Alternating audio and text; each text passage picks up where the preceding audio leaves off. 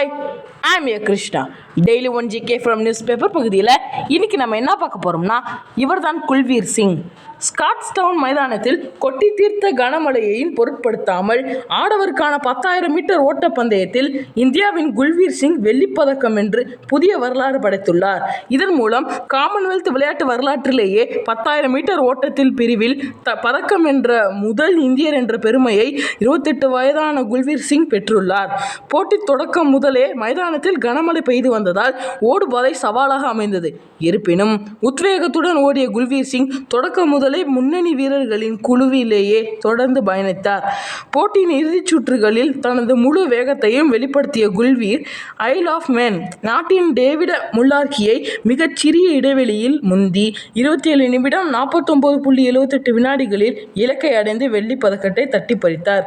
இந்த வரலாற்று சிறப்புமிக்க வெற்றியின் மூலம் 1986ஆம் ஆண்டு காமன்வெல்த் போட்டிகளுக்கு பிறகு ஆடவருக்கான 10,000 மீட்டர் ஓட்டத்தில் ஆப்பிரிக்க வீரர்கள் அல்லாத வீரர் பதக்க மேடையை அலங்கரிப்பது இதுவே முதல் முறையாகும். நன்றி.